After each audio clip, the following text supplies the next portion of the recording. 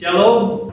Saudara, firman hari ini saya beri judul Sabat adalah hari yang pantas untuk diingat dan pantang untuk dilupakan. Sekali lagi, saya ajak kita untuk merenungkan tentang Sabat. Sabat adalah hari yang pantas untuk diingat dan pantang untuk dilupakan.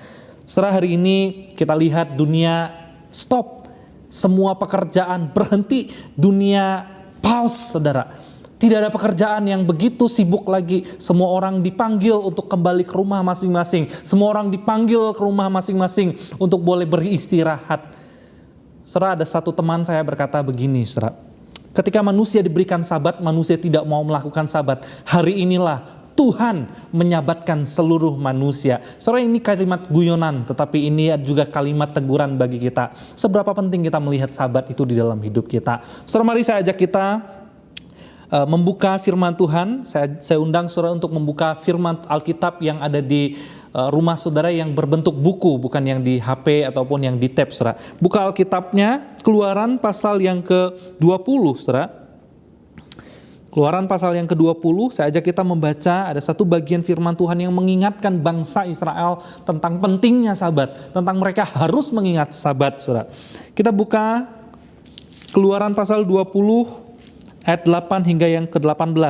Saya akan bacakan bagi saudara, begini bunyinya. Ingatlah dan kuduskanlah hari Sabat. 6 hari lamanya engkau akan bekerja dan melakukan segala pekerjaanmu. Tetapi hari ke-7 adalah hari Sabat Tuhan Allahmu. Maka jangan melakukan sesuatu pekerjaan, engkau atau anak-anakmu laki-laki atau anak-anakmu perempuan, atau hambamu laki-laki, atau hambamu perempuan, atau hewanmu, atau orang-orang asing yang di tempat kediamanmu. Sebab 6 hari lamanya Tuhan menjadikan langit dan bumi, laut dan segala isinya, dan ia berhenti pada hari ke-7. Itulah sebabnya Tuhan memberkati hari Sabat dan menguduskannya. Saudara, sebelum kita merenungkan firman Tuhan ini, saya ajak kita bersama-sama menundukkan kepala. Mari kita bersatu di dalam doa. Ya Tuhan, kami bersyukur di tengah-tengah kondisi dunia yang begitu merana ini, tetapi Engkau masih mempunyai cara untuk membawa kami berjumpa dengan Engkau, Tuhan. Kami bersyukur kalau di pagi yang indah ini Tuhan boleh menolong kami untuk beribadah bersama-sama, memuji Tuhan, bahkan merenungkan akan firman-Mu. Tuhan, kami rindu biarlah melalui perenungan firman-Mu ini Engkau boleh hadir dan berbicara bagi setiap kami, menguatkan iman, menguatkan hati kami, dan terus membawa kami untuk melihat bahwa ada Tuhan yang tidak pernah meninggalkan hidup kami. Tuhan, terima kasih untuk waktu ini. Saudara-saudara, jemaat-jemaat dimanapun mereka berada pada pagi hari ini, Tuhan lindungi mereka, Tuhan sertai mereka, berikan damai sejahtera, dan biarlah ketika kami merenungkan firman-Mu di pagi hari ini, kami boleh sungguh-sungguh mengalami Tuhan, sungguh-sungguh terfokus kepada Tuhan, dan kami boleh dikuatkan di dalam firman Tuhan. Terima kasih Tuhan, ini doa kami, hamba-Mu di dalam segala keterbatasan, Tuhan berkati dan Tuhan urapi. Di dalam nama Tuhan Yesus kami mengucap syukur dan kami berdoa. Amin. Saudara, saya percaya di dalam kehidupan kita sebagai manusia, siapapun itu saudara, kita pasti punya peristiwa-peristiwa yang kita tidak bisa lupakan. Peristiwa apa itu, saudara? Saudara, pada waktu saya mencoba merenungkannya, ada 2 peristiwa yang sering kali kita sebagai manusia itu sulit untuk lupakan. Yang pertama apa, saudara? Yang pertama adalah peristiwa pahit di dalam hidup kita. Saat kita disakiti, saat kita dikecewakan, saat kita diperlakukan dengan tidak adil, saat kita dituduh, saat kita mengalami hal yang tidak enak dalam hidup kita. Pasti kita tidak akan pernah bisa melupakan hal itu, bukan? Itu peristiwa yang pertama. Peristiwa yang kedua dalam hidup kita, saudara, yang tidak bisa kita lupakan apa? Yaitu peristiwa yang indah, peristiwa yang manis yang terjadi di dalam hidup kita. Ketika Tuhan mengizinkan kita boleh melihat pernikahan, ketika Tuhan mengizinkan kita boleh punya anak, ketika kita boleh merayakan ulang tahun, kelahiran dan lain sebagainya. Ada banyak peristiwa manis yang kita tidak bisa lupakan di dalam hidup kita. Nah, oleh sebab itu, saudara, banyak kali orang ketika mengingat peristiwa-peristiwa manis di dalam hidup mereka, mereka itu menjadi senang. Maka pada waktu hari di mana peristiwa-peristiwa yang baik itu diingat, saudara, hati ini bersuka cita dan kita rela meluangkan waktu untuk mengingat, bahkan untuk merenungkan peristiwa-peristiwa baik itu. Ambil contoh misalnya kalau kita mau merayakan satu ulang tahun kepada orang yang kita cintai, istri kita atau suami kita atau anak kita. Tentu saja pada waktu kita mau mengingat ketika mau merayakan hari baik itu, kita tidak mau sembarangan, bukan? Kita akan persiapkan dengan baik, kita akan renungkan dengan baik, kita akan berikan yang terbaik supaya orang yang kita rayakan itu menjadi sukacita. Lalu yang ketiga, saudara, saya mau katakan begini, ada satu hal lagi yang orang lain tidak mau ingat. Entah kenapa, saudara. Ada hal yang orang tidak mau ingat itu sebagai peristiwa di dalam hidupnya, bahkan dilupakan. Kenapa? Karena peristiwa itu peristiwa yang biasa aja, yang nggak ada artinya. Misalnya, saudara hari tadi pagi makan apa, saudara kemarin makan apa, saudara tidak mungkin akan ingat, bukan? Dan tidak akan menjadikan itu sebagai momentum yang membawa saudara itu untuk terus bersuka cita karena peristiwa-peristiwa kecil seperti itu. Kenapa? Karena itu nggak penting, betul nggak? Karena itu nggak berarti di dalam hidup saudara, semua biasa aja. Nah saudara, bagaimana kalau misalnya saya bertanya kepada saudara tentang Sabat hari ini? Apa menurut saudara Sabat itu? Apakah Sabat itu adalah sesuatu yang penting di dalam hidup saudara? Apakah Sabat itu merupakan momen yang sukacita di mana saudara itu benar-benar mempersiapkan diri, mengingatnya, saudara merenungkan Sabat itu, lalu saudara merayakan Sabat itu untuk menyenangkan Tuhan? Saudara dikasih oleh Tuhan, saya kira tidak kebetulan firman Tuhan hari ini mau mengingatkan kita. Saya kira juga tidak kebetulan Allah itu kemudian mau mengingatkan bangsa Israel tentang Sabat di dalam firman Tuhan yang tadi kita baca. Setelah di dalam ayat yang tadi kita baca, misalnya ayat yang ke-8, Tuhan berkata dengan tegas, 2 kalimat perintah. Tuhan bilang begini, ingatlah dan kuduskanlah hari Sabat. Saudara, apa maksudnya? Saudara, ingatlah di sini itu bukan hanya sekedar kita itu mengingat, oh hari Sabat itu hari Minggu. Oh hari Sabat itu kita datang beribadah. Oh hari Sabat itu kita boleh melayani, kita boleh memberikan persembahan. Enggak seperti itu, saudara. Tetapi kata ingatlah di sini adalah Tuhan mau mengajak bangsa Israel bukan hanya mengingat hari Sabat itu hanya sebuah hari yang mereka harus khususkan. Enggak. Tetapi waktu Tuhan bilang ingatlah, itu melibatkan seluruh aspek di dalam hidup mereka. Pikiran, perasaan, perenungan, dan semuanya itu mereka harus curahkan di situ, saudara. Allah rindu bagaimana setiap kita juga sebetulnya melibatkan keseluruhan hidup kita untuk mengingat betapa pentingnya Sabat itu, saudara. Misalnya, saya ambil contoh, kalau misalnya kita mau merayakan hari ulang tahun orang yang kita cintai, anak kita, istri kita, suami kita, maka saya kira seminggu sebelum hari H, seminggu sebelum hari ulang tahun, kita pasti sudah memikirkannya, bukan?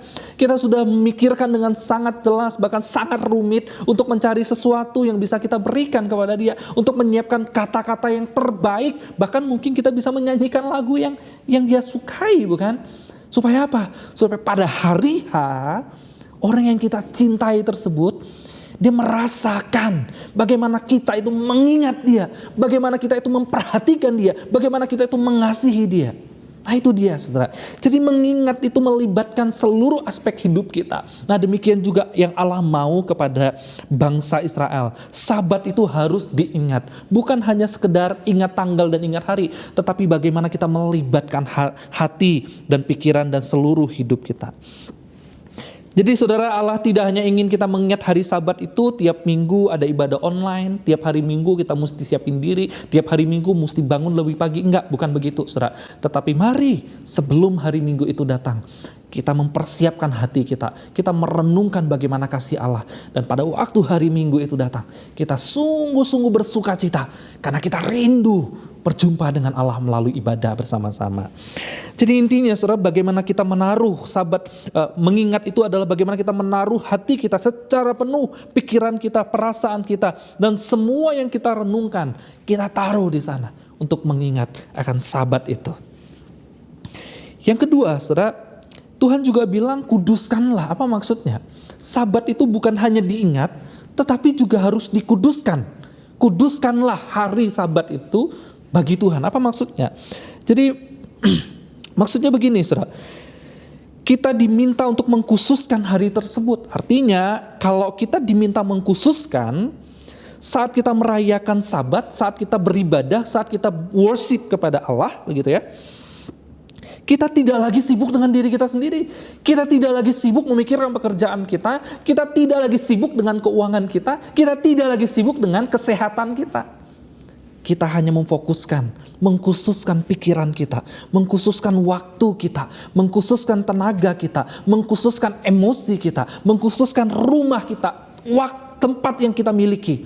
Semuanya hanya untuk Tuhan. Kita mengkhususkan semuanya untuk merayakan harinya Tuhan itu. Saudara, saya kira bukan satu kebetulan juga Yesus bangkit di hari Minggu, bukan? Bukan kebetulan juga bahwa Yesus itu bangkit dari kematian itu pada waktu hari Minggu. Saya kira saudara, di sanalah Yesus mau menyatakan kepada kita bahwa hari Minggu itu adalah hari kemerdekaan kita. Hari di mana kebangkitan Yesus Kristus itu dinyatakan bagi setiap kita. Dan di sanalah kita merayakannya. Dan di sanalah kita mempersiapkan hati kita. Karena Allah sudah bangkit bagi kita dan kita pun akan bangkit bersama dengan Allah. Amin, saudara. Nah, tapi pertanyaannya, kenapa begitu ya? Kenapa Tuhan mau kita itu mengingat Sabat? Kenapa Tuhan itu mau kita itu merenungkan akan Sabat, saudara? Itu pertanyaannya. Nah, oleh sebab itu, saudara, saya mau mengajak kita untuk merenungkan beberapa hal. Paling tidak, kenapa Allah mau kita tuh merenungkan Sabat sebagai anak-anak Tuhan. Jadi kita akan merenungkan beberapa hal, saudara. Yang pertama, Sabat mengingatkan kita bahwa Allah adalah pusat dari seluruh ciptaan. Saudara, kalau kita baca di dalam ayat ke-9 sampai ayat yang ke-11, menarik sekali, saudara.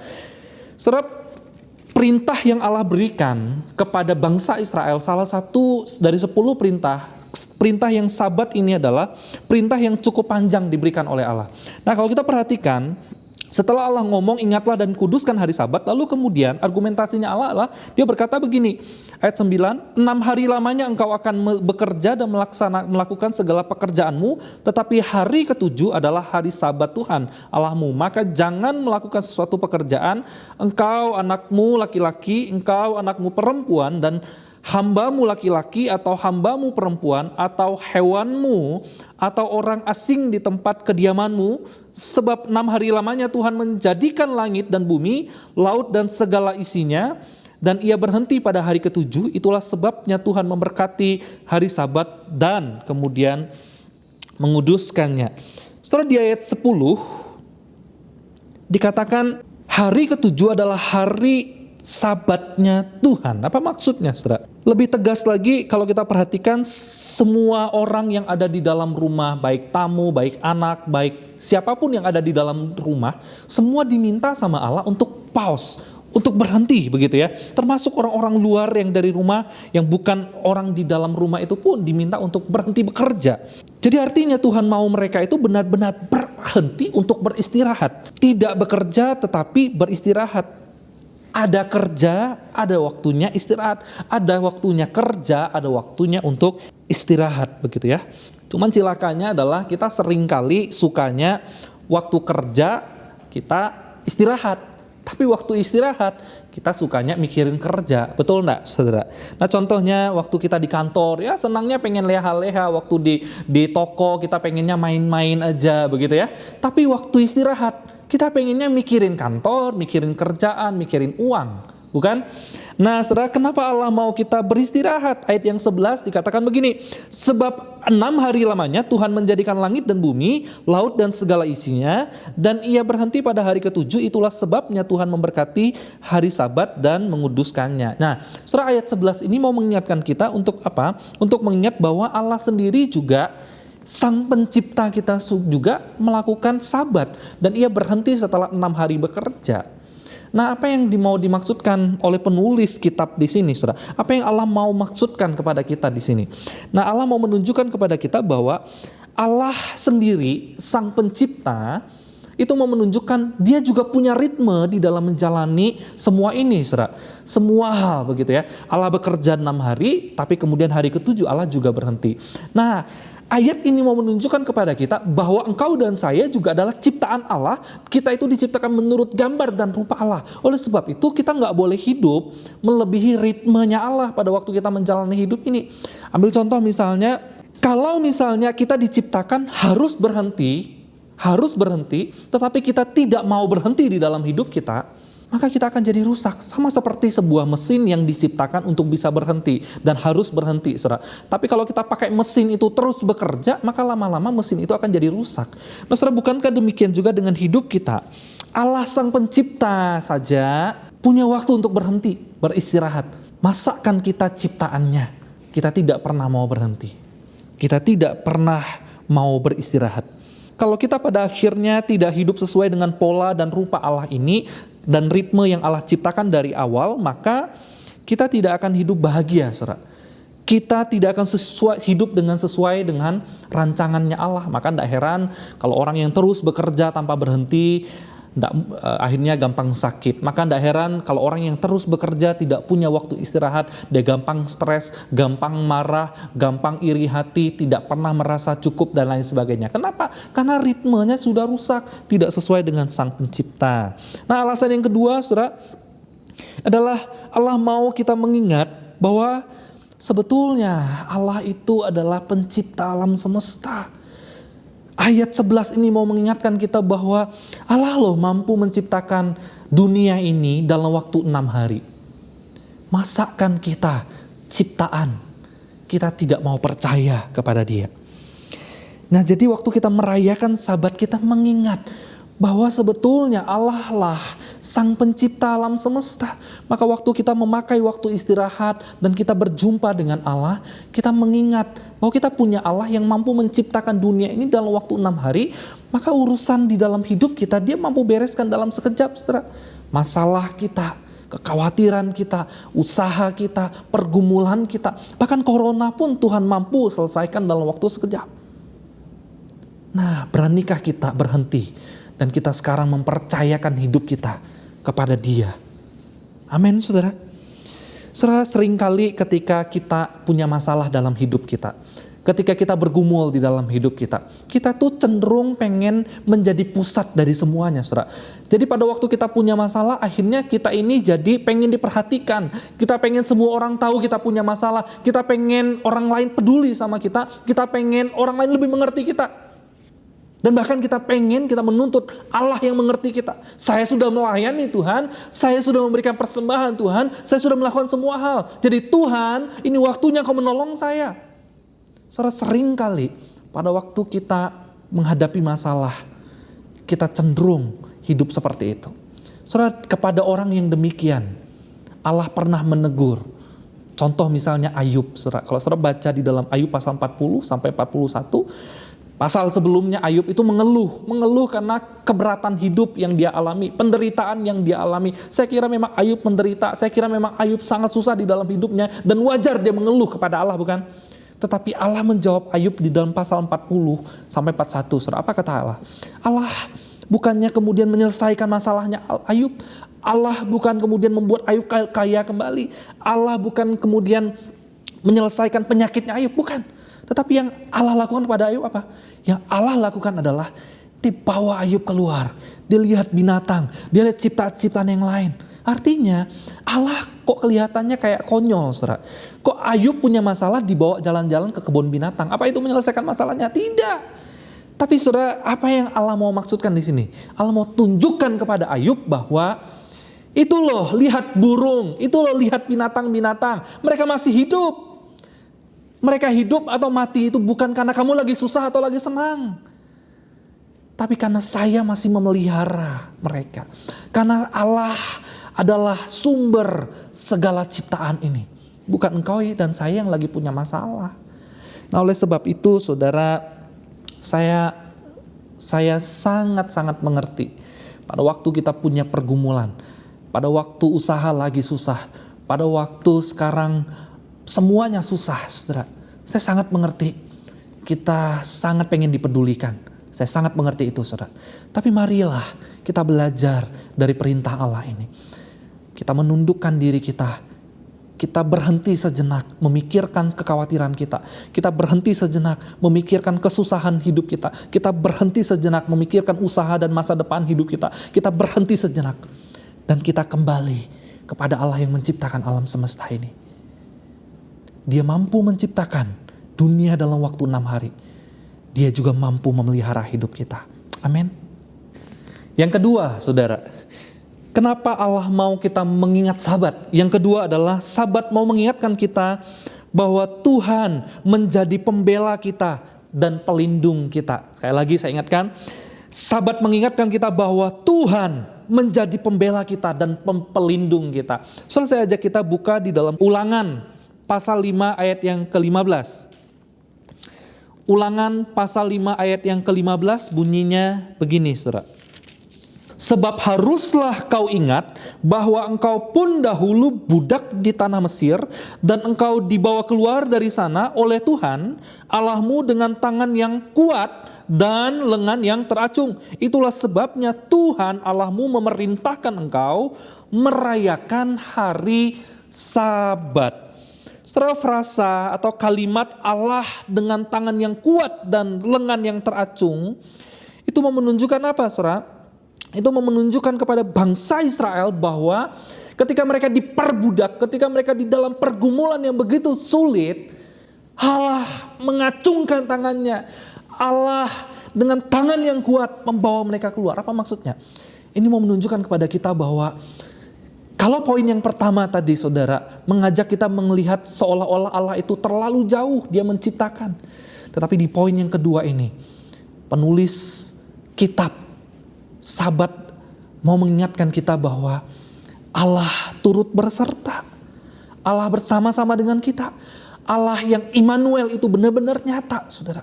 Jadi Allah sekarang turun sendiri, membebaskan dengan tangannya yang kuat dan dengan tangannya yang teracung. Artinya apa? Saudara, kalau orang mengacungkan tangannya itu artinya apa? Orang itu sedang menentang sesuatu, orang itu sedang menghadang sesuatu, atau orang itu berhadapan dengan sesuatu yang ada di depannya untuk mengusir kejahatan, untuk mengusir segala sesuatu yang akan menentang dia.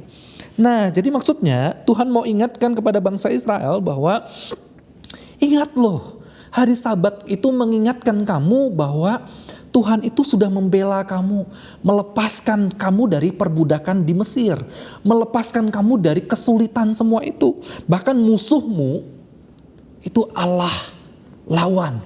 Bahkan musuh bangsa Israel itu Mesir, Allah hadang. Dan ayat ini mau menunjukkan bahwa hari ini bangsa Israel boleh ada. Itu semua karena anugerah Tuhan. Itu semua karena kekuatan Tuhan. Itu semua karena ada Tuhan yang berjalan di depan mereka, yang membimbing mereka. Sehingga pada waktu tentara Mesir mengejar mereka, mereka bisa selamat. Sehingga pada waktu Firaun kemudian mengejar bangsa Israel untuk dihancurkan, untuk dibunuh. Pada waktu mereka berjalan di padang pasir, Allah menghalau semuanya. Dan Allah yang melawan bangsa Mesir itu, saudara. Lalu kemudian di padang pasir mereka tidak punya makanan. Di padang pasir mereka tidak punya apa-apa, hanya ada panas. Tetapi Allah dengan tangannya yang kuat, tapi Allah dengan tangannya yang teracung tinggi, berjalan memimpin bangsa Israel melewati padang pasir dengan tiang awan dan tiang api yang memimpin mereka. Jadi saudara, Sabat itu mau mengingatkan kita bahwa ada Allah yang beserta dengan kita.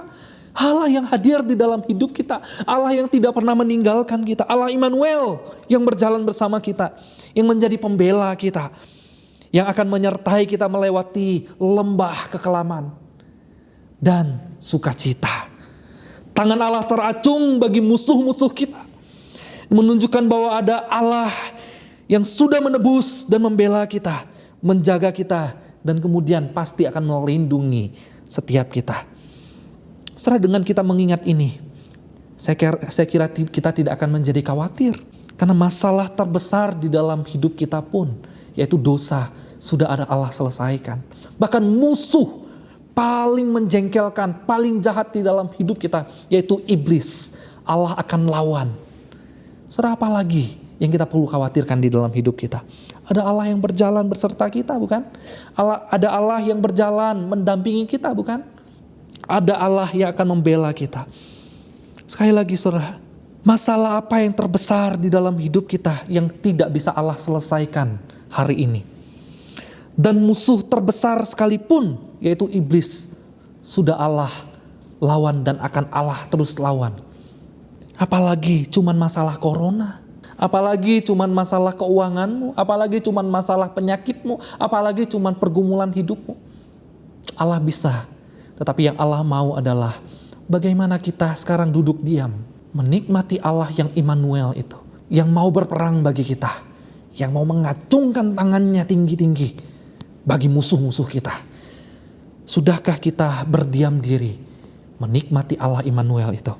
Itu sebabnya sebagai manusia baru kita perlu hidup terus takut akan Tuhan dan menyenangkan Tuhan. Merenungkan kembali, merenungkan akan Allah yang sudah bangkit itu, Allah yang menyertai kita. Maka Paulus di dalam pergumulan, ketika dia di dalam pergumulan pelayanannya, saudara, begitu banyak dia menghadapi ombak, dia menghadapi terkaman, dia menghadapi tuduhan dan lain sebagainya, saudara. Paulus tidak pernah takut dan Paulus tidak pernah khawatir akan hidupnya, saudara. Sekalipun dia miskin, sekalipun dia tidak punya makanan, sekalipun dia dirajam dengan batu, saudara, Paulus tidak pernah takut. Kenapa? Karena ia percaya Allah Immanuel itu bersama dengan dia. Allah itu menjadi pembela bagi dia. Maka itu dikatakan di dalam 1 Korintus pasal 15 ayat 55. Paulus berteriak begini, "Hai maut, kemanakah kemenanganmu? Hai maut, di manakah sengatmu?" Artinya apa, saudara? Artinya begini, saudara. Tidak ada yang lebih berbahaya di dalam dunia ini selain daripada maut. Corona yang orang takutkan itu adalah kematiannya, saudara. Apalagi yang orang takutkan di dalam dunia ini, yaitu maut. Tetapi maut pun sudah dikalahkan oleh Allah di dalam kebangkitan Yesus Kristus yang kita sudah rayakan minggu lalu. Maut pun sudah dikalahkan. Dan Kristus yang sudah mati dan sudah bangkit itu sekarang tinggal di dalam diri kita dan ada di dalam diri kita. Oleh sebab itu mari kita pakai waktu Sabat ini untuk mengingat kembali bahwa Allah hadir, bahwa Allah bersama dengan kita, bahwa Allah tidak pernah meninggalkan kita, bahwa Allah akan selalu berjalan di depan kita, mendampingi kita dengan tangannya yang teracung dan kuat. Dia akan berjalan bersama dengan kita, orang-orang yang ia cintai dan setia kepadanya. Amin, saudara. Tuhan Yesus menolong setiap kita. Oleh sebab itu saya mau katakan kepada saudara, musuh yang terbesar di dalam hidup kita sudah Allah kalahkan. Ketakutan yang paling mengerikan di dalam hidup kita yaitu kematian dan dosa, saudara, sudah Allah kalahkan. Apa yang kita perlu khawatirkan lagi hari ini? Tenanglah dan percayalah bahwa Dia adalah Allah yang berjalan bersama dengan kita. Poin yang ketiga, kenapa Allah mau kita mengingat Sabat dan merayakan Sabat di dalam kehidupan kita sebagai orang percaya? Yang ketiga adalah sebab Sabat mengingatkan kita bahwa kita sekarang hidup di dalam kelimpahan. Sekali lagi saya katakan, Sabat mau mengingatkan kita bahwa sekarang kita hidup dalam kelimpahan, saudara. Saudara, apa bedanya kehidupan bangsa Israel dulu waktu mereka di Mesir dengan sekarang mereka keluar dari Mesir, saudara? Apa bedanya, saudara? Saudara, di Mesir mereka hidup sebagai budak. Saudara, di Mesir mereka itu bekerja selama 24 jam tidak pernah berhenti. Mereka terus bekerja pagi siang malam mereka terus bekerja dan tidak ada yang istirahat. Mereka tidak pernah berhenti. Tetapi ironisnya, saudara, sekalipun mereka itu sudah keluar dari Mesir, sekalipun mereka sudah berjalan meninggalkan Mesir dan musuh-musuh sudah dikalahkan, tetapi ironisnya adalah cara pikir mereka, cara hidup mereka, dan kehidupan mereka itu masih sama seperti yang lama ketika mereka itu masih di Mesir. Maka pernah mereka mengeluh ketika mereka itu ada di padang pasir, saudara. Tercatat di dalam Keluaran pasal 16 ayat yang ketiga. Mereka tuh mengeluh begini, saudara. Kalau kami mati tadinya di tanah Mesir oleh tangan Tuhan, ketika kami duduk menghadapi kuali berisi daging dan makan roti sampai kenyang, sebab kamu membawa kami keluar ke padang gurun ini untuk membunuh seluruh jemaah ini dengan kelaparan. Saudara, ini ada keluhan. Jadi setelah Allah membawa mereka keluar dari Mesir, tadinya mereka berteriak-teriak untuk minta tolong sama Tuhan supaya Tuhan itu menyelamatkan mereka dari Mesir. Tadinya mereka berdoa, menangis, berpuasa sedemikian rupa supaya Allah itu mengeluarkan mereka dari perbudakan Mesir. Tapi sekarang setelah Allah berhasil mengeluarkan mereka, malah ironisnya mereka mengeluh, saudara. Mereka minta kembali lagi. Dengan alasan apa? Karena mereka nggak punya makanan. Lalu mereka pengen kembali lagi. Karena mereka nggak punya minuman, lalu mereka kembali lagi.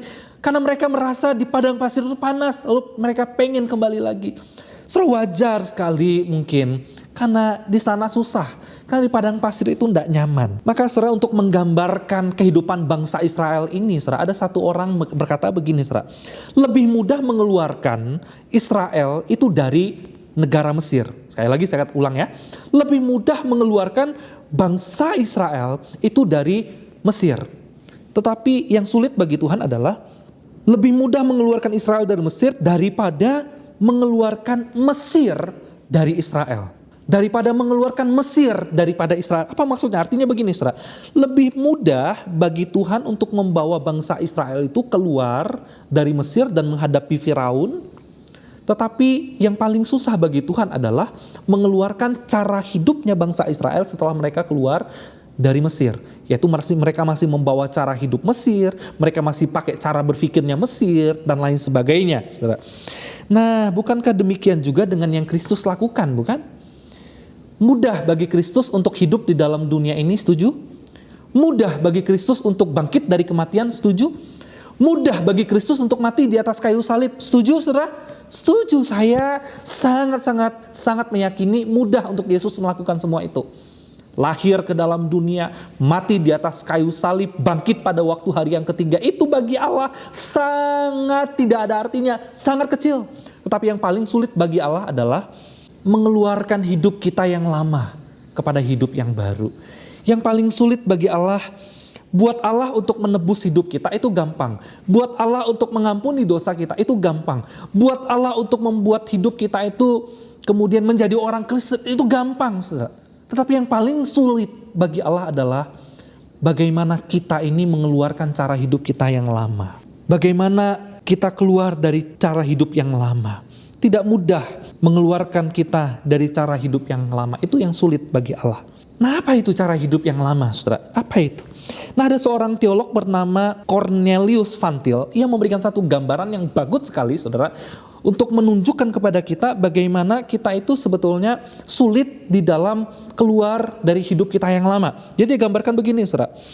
Dia gambarkan hidup lama kita itu seperti cara berpikir dan cara hidupnya Firaun, saudara, waktu di Mesir. Nah, hidup Firaun itu seperti apa? Hidup Firaun itu adalah cara hidup orang yang tidak bergantung kepada Tuhan.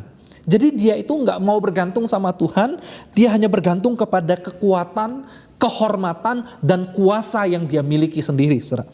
Nah, akibatnya orang yang hidup demikian, orang yang tidak mau bergantung sama Tuhan, akibatnya adalah dia akan dihantui dengan kekhawatiran dan kecemasan. Gitu ya, merasa tidak pernah tenang dan merasa tidak pernah aman. Maka pada akhirnya orang yang tidak tenang, orang yang cemas begitu ya, orang yang selalu khawatir itu akan selalu berusaha mencari sesuatu dan mengambil sesuatu atau mengumpulkan segala sesuatu supaya apa? Supaya dirinya jadi tenang. Sampai kapan? Nggak akan pernah selesai. Maka ia akan terus dan terus mengisi, mengumpulkan sebanyak-banyaknya supaya apa? Supaya bisa merasa tenang. Cari duit, cari duit, cari duit, cari duit, cari duit. Ya pikir supaya apa? Supaya bisa tenang.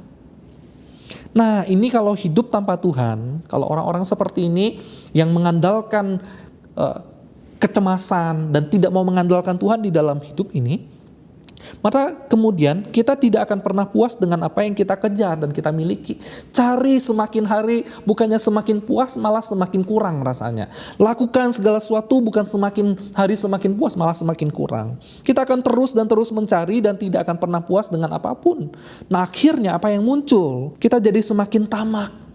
Mau memonopoli seperti Firaun, bukan, dengan orang lain, serakah dan mau merampas semuanya. Karena kita mau mendapatkan sebanyak-banyaknya dan tidak pernah merasa cukup. Kerja, nggak boleh berhenti.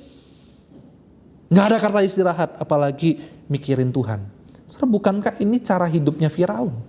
Bukankah ini yang dilakukan oleh Firaun kepada bangsa Israel? Contoh misalnya, bukankah Tuhan itu pernah kasih mimpi kepada Firaun akan ada masa 7 hari kelaparan dan 7 hari kelimpahan. Saudara, apa yang terjadi dengan Firaun setelah dia mendapatkan mimpi itu, saudara?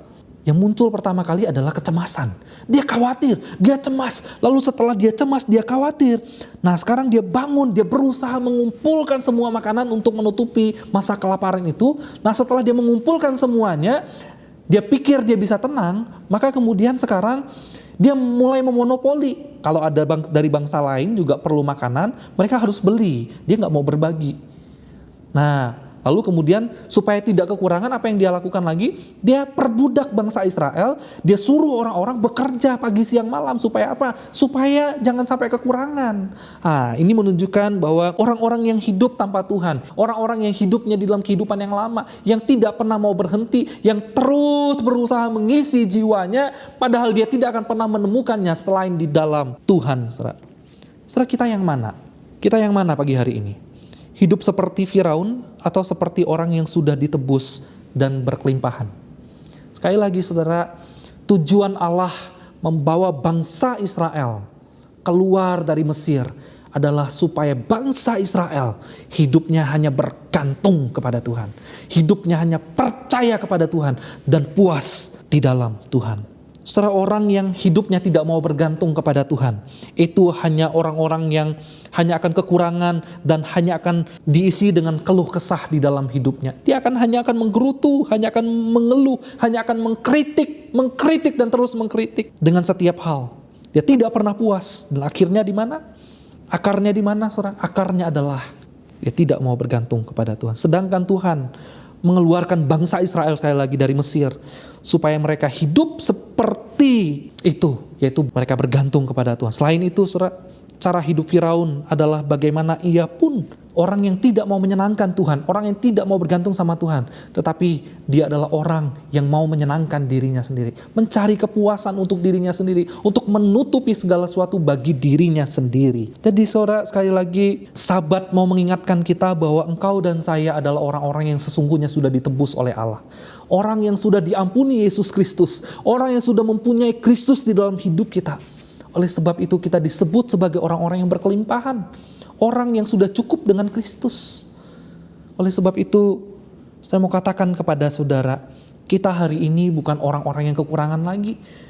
Bangsa Israel boleh punya makanan dan minuman di Mesir, tetapi mereka budaknya Firaun. Tetapi Allah mau ingatkan bangsa Israel, kalian di padang pasir sekalipun tidak ada makanan, tidak ada minuman, tetapi ada Allah, itu sudah cukup. Nah hari ini saudara, saat kita mengingat Sabat, mari kita ingat bahwa sekalipun hari ini kita kekurangan, sekalipun kita hari ini dalam kesusahan, sekalipun hari ini kita tidak mudah menghadapi masa depan, ingatlah, engkau sebetulnya sudah berkelimpahan karena Allah sudah tinggal di dalam hidupmu. Karena Allah sudah mati bagi engkau, mengampuni dosamu, dan Dia menyertai hidup kita. Sekalipun kita kekurangan, tidak masalah. Yang penting Allah tetap ada di dalam hidup kita. Itulah orang-orang beriman. Amin, saudara. Oleh sebab itu saya mau katakan kepada setiap kita pagi hari ini, dimanapun kita berada dan beribadah pada pagi hari ini. Saya mau katakan, saudara, saya sadar bahwa menghadapi situasi hari ini itu tidak mudah. Banyak orang kesulitan di mana-mana. Banyak orang mengalami masalah di mana-mana. Tetapi kita sebagai orang percaya, kita orang yang sudah dimenangkan. Kita punya Kristus dan Kristus cukup bagi kita. Sekalipun kita kekurangan, jangan sampai kita meninggalkan Kristus. Sekalipun kita kesusahan, jangan sampai kita kemudian kendor di dalam mengikut Kristus. Biar Tuhan tolong setiap kita. Tuhan memampukan setiap kita. Saudara, tantangan yang kedua yang kita hadapi hari ini selain kesusahan hidup adalah kesulitannya untuk beribadah, saudara. Saudara, saya sadar, saya akui saya secara pribadi, saya pun kalau diminta untuk memilih ibadah online atau ibadah tatap muka, saya tentu saja memilih ibadah tatap muka. Saya senang ketemu orang, saya senang khotbah di depan banyak orang langsung, saudara, saya senang. Tapi kalau Tuhan mengizinkan kondisi hari ini tetap harus menjalankan ibadah online, mari kita jalankan. Karena ibadah itu bukan bergantung dari situasi, saudara. Saudara, hari ini banyak orang mengeluh soal ibadah online. Kenapa? Karena ngerasa tidak nyaman, karena ngerasa tidak enak, karena ngerasa tidak menyenangkan.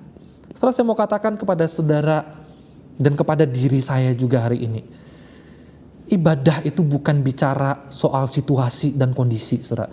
Ibadah itu senang bukan karena ada banyak orang. Ibadah itu menyenangkan bukan karena ada sound system yang bagus atau karena ada gedung yang indah. Bukan. Ibadah itu menyenangkan karena itu hanya Engkau dan Allah. Karena itu bicara hari yang istimewa antara Engkau bersama dengan Allah. Nah, hari ini oleh sebab itu, saudara, dimanapun setiap kita berada, jangan pakai cara hidup kita yang lama untuk menilai ibadah. Hidup kita yang lama mungkin kita pengen disenangkan. Hidup kita yang lama mungkin seperti Firaun, kita pengen dipuaskan dengan ibadah, kita dipuaskan dengan puji-pujian, kita dipuaskan dengan firman Tuhan. Tidak, saudara. Hidup orang yang berkelimpahan itu cukup hanya bersama dengan Tuhan. Sekalipun saudara hari ini hanya di rumah, bahkan saudara hanya dengan keluarga, atau saudara hanya sendirian saja beribadah, ingatlah, engkau tidak sendiri. Allah menyaksikan engkau. Allah bersama dengan engkau. Serasa setiap kali saya melihat foto-foto saudara yang dipampang di grup, yang dipampang di Facebook ketika saudara beribadah di rumah, jujur saya pengen nangis, saudara. Hati saya tersentuh. Kenapa? Karena saya melihat iman dan kesetiaan saudara, kerinduan saudara untuk datang kepada Tuhan. Saudara, kalau saya aja hamba Tuhan, hatinya tersentuh, apalagi Tuhan.